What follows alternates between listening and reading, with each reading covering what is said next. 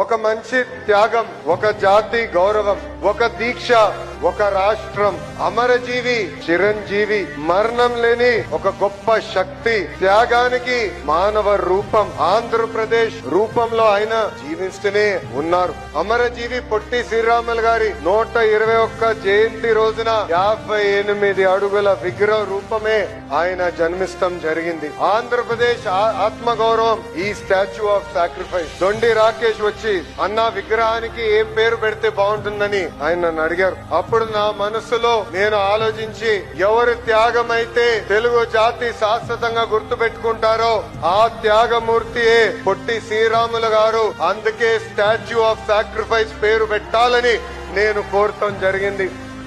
ఈ విగ్రహం తెలుగు జాతి గొప్పతనం ఏంటో అమరావతి నుంచి అంతర్జాతీయ స్థాయికి తీసుకెళ్తుందని ఈ సభాముఖంగా నేను కోరుతున్నాను.